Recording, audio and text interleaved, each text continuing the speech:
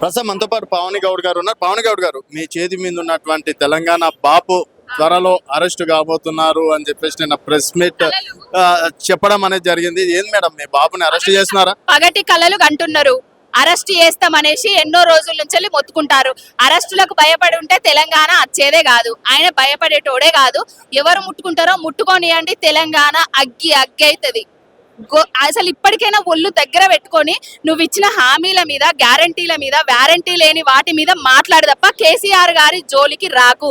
నీ సమాధిని నువ్వే కట్టుకుంటానవు అనేది నువ్వు తెలుసుకుంటలేవు. ఇంకా వాళ్ళు ఎంత క్లారిటీ చెప్తున్నారు కా మేడం, ఇంత తప్పులు తడక కేవలం పైసలు దోచుకోవడానికే కేసీఆర్ ఇష్టం వచ్చినట్టు చేసిండని.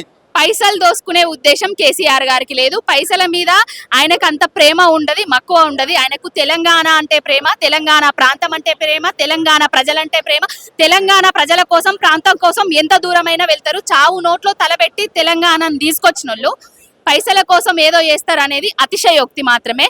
నిందలేస్తున్నారు, ఇంకెన్ని నిందలేస్తారో చూద్దాం. బీజేపీ, కాంగ్రెస్, చంద్రబాబు నాయుడు అందరు కలిసి కేసీఆర్ గారిని ఓడిచ్చిర్రు ఇక్కడ. అంటే ఏదైతే అబద్ధపు గ్లోబల్స్ ప్రచారాలు చేసి ఆ ప్రచారాలనే ముందటికి కొనసాగిస్తూ ఉన్నారు. ఇంకెంత చేస్తారో చెయ్యండి. నిజాలేంది అబద్ధాలేంది అనేది తెలుసుకోబోతున్నారు.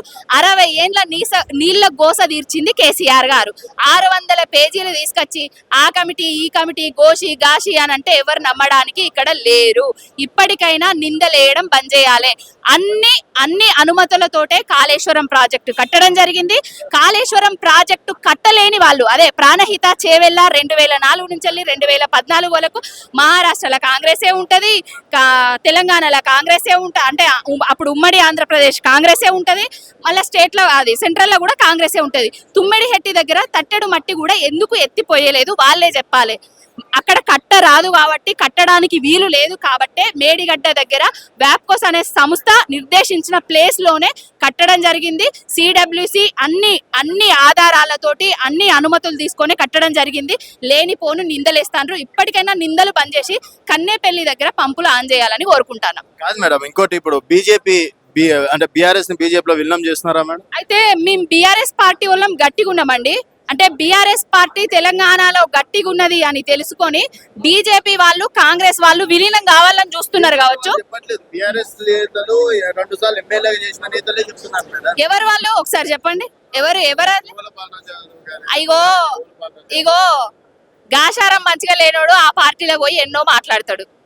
కేసీఆర్ గారితో పెట్టుకున్న రాజకీయ భవిష్యత్తు ఏ విధంగా ఉన్నదో మనం చూస్తూనే ఉన్నాం. రేపు రాబోయే రోజులల్లా ఆ గివ్వనో ఆయన భవిష్యత్తు కూడా ఏ విధంగా ఉండబోతుందో చూస్తాము. వార్డు మెంబర్ కూడా గెలవనేలోని ఎమ్మెల్యే టికెట్ ఇచ్చి ఎమ్మెల్యే చేసిన స్థాయి కేసీఆర్ గారిది. ఎమ్మెల్యేని చేసినా కూడా ఆ పార్టీ మీద, పార్టీ నుంచి వెళ్ళి వేరే దగ్గరికి పోయి నీలాప నిందలేస్తున్నది వాళ్ళ విఘ్నతకే వదిలేస్తాను. వాళ్లకు రాజకీయ భవిష్యత్తు శూన్యము. ఇప్పుడు ఫిరాయించిన ఎమ్మెల్యేలే మేము ఆ గట్టును ఉన్నామా, ఈ గట్టును ఉన్నామా తేల్చుకోలేకపోతున్నారు. ఇక వీళ్ళెంత, వీళ్ళది అదెంత. అయితే ఇంకోటి, రేవంత్ రెడ్డి గారు మాట అన్నారు, విలన్ లో క్లైమాక్స్ లో అరెస్ట్ అవుతారని. సో ఇప్పుడు కాళేశ్వరంలో విలన్ అయినటువంటి మీ బాపు కేసీఆర్ గారిని అరెస్ట్ చేస్తారు. కాళేశ్వరం కు విలను రేవంత్ రెడ్డి, కాళేశ్వరం కు విలను కాంగ్రెస్ పార్టీ, తెలంగాణకే మొత్తం villain Congress party, Revanth Reddy. Climax ఉన్నది కదా, ఇంకా వేచి చూద్దాం. చూడండి, విలన్ చాలా ఉంది. ఇంకా 3 ఏళ్ళు ఉన్నది ఈ క్లైమాక్స్ దాకా.